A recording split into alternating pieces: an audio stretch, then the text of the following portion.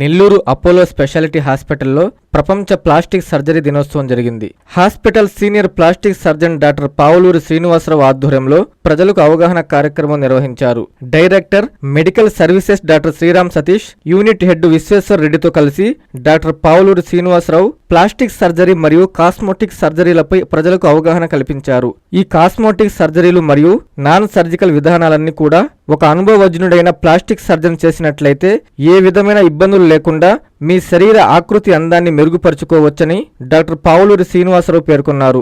Nellore Apollo speciality హాస్పిటల్లో ఈ విధానాల ద్వారా ప్లాస్టిక్ సర్జరీ చేసే అధునాతన మిషన్లతో పాటు అనుభవజ్ఞులైన వైద్యులు ఉన్నారని, ఈ అవకాశాన్ని ప్రజలు సద్వినియోగం చేసుకోవాలని ఆయన కోరారు. ఈ కార్యక్రమంలో పలువురు వైద్యులు, సిబ్బంది పాల్గొన్నారు. జూలై 15th అంటే వరల్డ్ ప్లాస్టిక్ సర్జరీ డే సందర్భంగా అపోలో స్పెషాలిటీ హాస్పిటల్ ఈ ప్రెస్ మీట్ మెయిన్ గా చేసేదానికి ముఖ్య ఉద్దేశం ఏంటంటే, మీ అందరికీ తెలుసు అపోలో స్పెషాలిటీ హాస్పిటల్ నెల్లూరులో అందరూ సీనియర్ కన్సల్టెంట్సే ఉన్నారు. Department of plastic surgery almost all hospital start అయినప్పటి నుంచి ఉంది. అండ్ దాన్ని డాక్టర్ శ్రీనివాస్ గారు హెడ్ చేస్తున్నారు. 15 years ఎక్స్పీరియన్స్ ఉన్న doctor Srinivas and one of the senior consultant in plastic surgery and reconstructive గా నెల్లూరు జనాలందరికీ సేవలు అందిస్తున్నారు. ఇందులో భాగంగా ఒక 6 months బ్యాక్ మనం కాస్మెటిక్ సర్జరీ క్లినిక్ కూడా స్టార్ట్ చేశాము. ఇప్పుడు మీ అందరికీ తెలుసు కాస్మెటిక్ సర్జరీ లైక్ యువత కానీ, ఈవెన్ ఆఫ్టర్ యాక్సిడెంట్స్ రీకన్స్ట్రక్షన్ కానీ అన్ని all kinds of procedures Apollo నెల్లూరులో. ఇంతకుముందంటే ఈ ప్రొసీజర్స్ కంతా చెన్నైకి పోవడము, లేకపోతే మెయిన్ మెట్రోపాలిటన్ సిటీస్కి పోయేది, అన్ని సేవలు ఇక్కడే స్టార్ట్ చేసాము. Including liposuction, all cosmetic procedures మీకు డాక్టర్ శ్రీనివాస్ గారు మీకు క్లియర్ గా ఎక్స్ప్లెయిన్ చేస్తారు.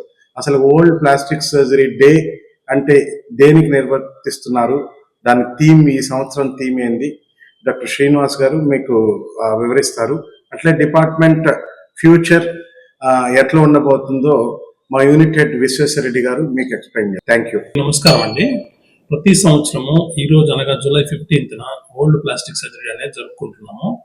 ఇది ముఖ్యంగా ప్లాస్టిక్ అండ్ కాస్మెటిక్ సర్జరీ గురించి సాధారణ ప్రజల్లో, జనాల్లో అవగాహన పెంచేదాన్ని చేసుకుంటున్నాము. ఇనిషియల్ గా దీన్ని వరల్డ్ ప్లాస్టిక్ సర్జరీ.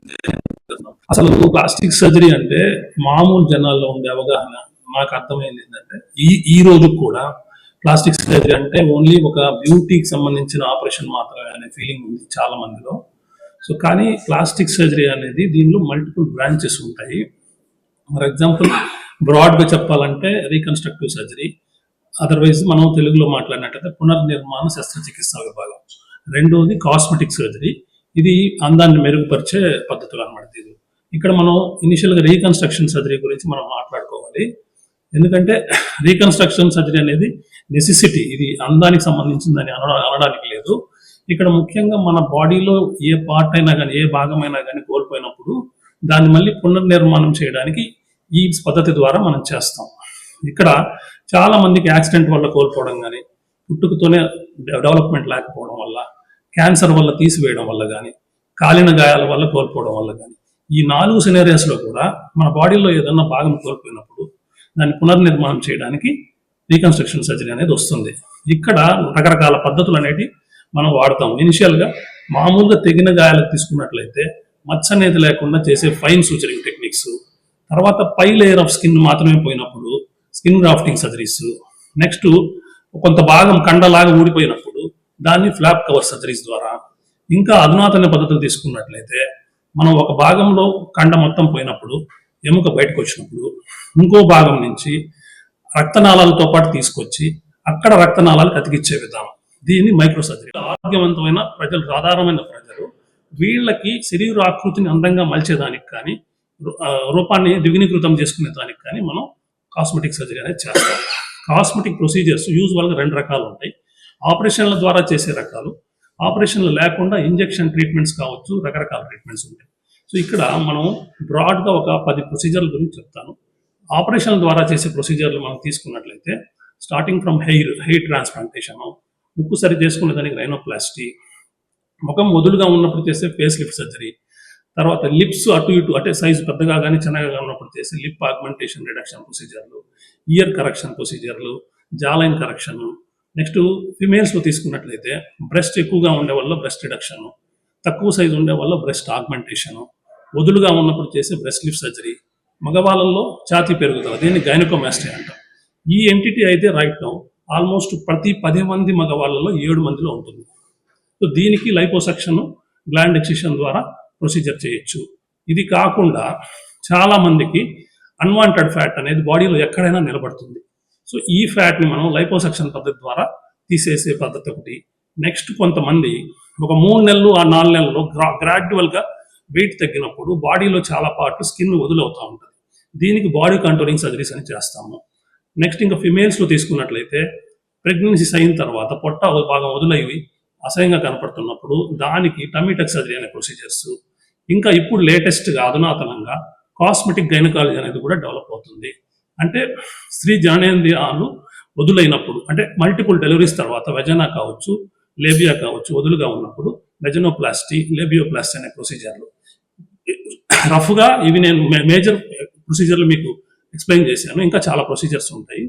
ఇక్కడ మనం నాన్ సర్జికల్లో తీసుకున్నట్లయితే ఇంజెక్షన్ ట్రీట్మెంట్స్ ఎక్కువగా వాడుతూ ఉంటాం. Pillars, Botox, PRP, GFC, exosomes అని, లేటెస్ట్గా స్కిన్ బూస్టర్స్ అని, ఇలా రకరకాలు ఉంటాయన్నమాట. ఈ ప్రొసీజర్లు అన్నీ కూడా అనుభవజ్ఞులైన ప్లాస్టిక్ సర్జన్ మీరు చేయించుకున్నప్పుడు కాంప్లికేషన్స్ కానీ సైడ్ ఎఫెక్ట్స్ కానీ ఉండవు. సో ఇక్కడ మనం సాధారణ జనాల్లో ఇంకొక అపోహ ఏంటంటే ప్లాస్టిక్ సర్జరీ అంటే ఇది కాస్ట్లీ సర్జరీ అనే ఫీలింగ్ ఎక్కువగా ఉంది. డెఫినెట్గా కాస్ట్లీ అనేది కాదు.